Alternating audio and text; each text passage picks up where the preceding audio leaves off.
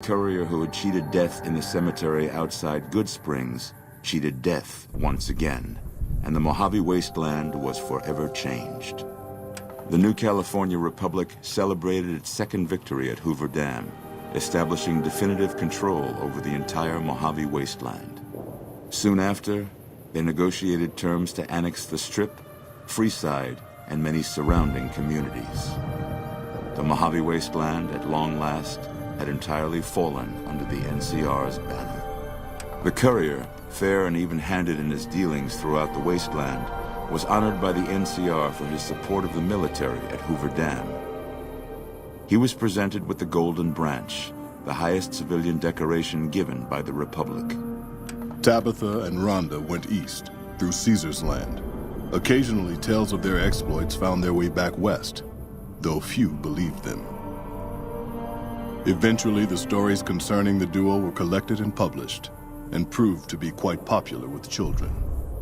Still grappling with self-doubt over his usefulness in the face of old age, Raul was never able to find peace with himself.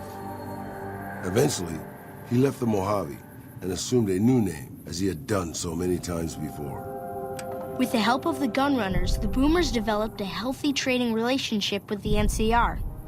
Eventually, the Boomers began wandering out into the wasteland while still preventing outsiders from entering Nellis. The Brotherhood and the NCR in the Mojave Wasteland declared an official truce, despite continued hostilities between the two in the west. As per their agreement, the NCR handed over all suits of salvaged power armor, and in return, the Brotherhood helped patrol I-15 and Highway 95. The peace with NCR served to ease Veronica's worries about the Brotherhood's immediate future. Still, a distance had arisen between her and her fellow members that would never be bridged. She began secluding herself in crumbling libraries of the old world, learning of promising technologies she knew the Brotherhood would never adopt. Never weakened by NCR, the Fiends staged an attack against Camp McCarran during the Second Battle of Hoover Dam. Though NCR repulsed the Fiends, they suffered heavy losses in the process. After the NCR's victory at the dam, the followers of the Apocalypse were pushed out of Old Mormon Fort during its occupation by NCR forces. NCR further encouraged them to leave Outer Vegas entirely, and the followers had no choice but to comply.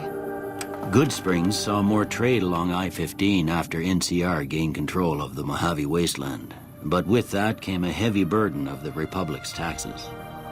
Some old-timers, unable to handle the cost, were forced to move on, grumbling all the while.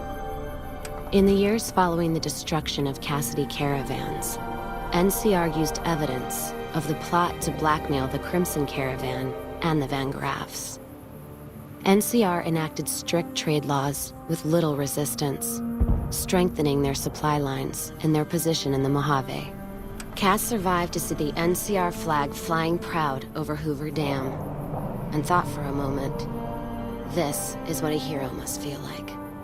She was about to tell the courier not to get too proud of himself.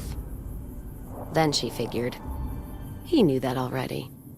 That night, Cass kicked in the door of his room to celebrate, only to find the man on the bed was an NCR soldier whose barracks had been destroyed. He was cute, though, so after having her way with him, she got the hell out, leaving an empty whiskey bottle as a note. As she walked along the dam in the night, she felt drunk, content, and happy to be alive. Which to her was the whole point of it all. During the Battle of Hoover Dam, the Great Khans quickly evacuated Red Rock Canyon and headed north and east into the plains of Wyoming. There, they reconnected with the followers of the Apocalypse and rebuilt their strength. Bolstered by ancient knowledge of governance, economics, and transportation, they carved a mighty empire out of the ruins of the Northwest. Thanks to the Courier and Lily, a cure for the Nightkin's schizophrenia was found shortly after Dr. Henry's experiment concluded.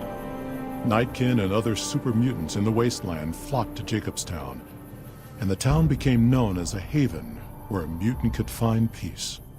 Lily continued to take her medicine at half doses, and although she remembered her grandchildren, her mind remained muddled and confused. Eventually, she parted ways with the courier and traveled west, seeking the remnants of her past. With the king dead and most of their gang slain by the courier, the remaining kings fled the area, never to be heard from again. Revitalized by Violetta's brain, Rex eventually learned to balance the memories of his old life with Violetta's experiences among the brutal fiends. His mind had difficulty adjusting, but Rex eventually found peace with his new, more vicious self. Shaped up by the courier's advice, the Misfits distinguished themselves during the Legion's attack on Camp Golf. Mags was finally promoted to sergeant, and the rest of the Misfits received an official commendation. They continued to serve with distinction for many years. Though Novak was a low-priority target for the Legion, many of Novak's citizens died in its defense. In the weeks that followed, several bright followers returned to Novak to help restore its defenses, allowing it to remain independent of NCR. After the majority of the Vault 19 powder gangers joined the Great Khans, the weaker members scattered throughout the Mojave Wasteland. Though a few managed to erase their past, most never survived the journey. After Hoover Dam, NCR helps rebuild Primm as a major stopping point on the Long 15. Though Primm citizens chafe under NCR's taxes, they benefit greatly from the increased protection and merchant traffic.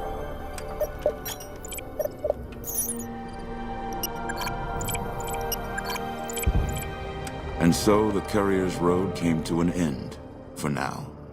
In the new world of the Mojave Wasteland, fighting continued, blood was spilled, and many lived and died just as they had in the old world.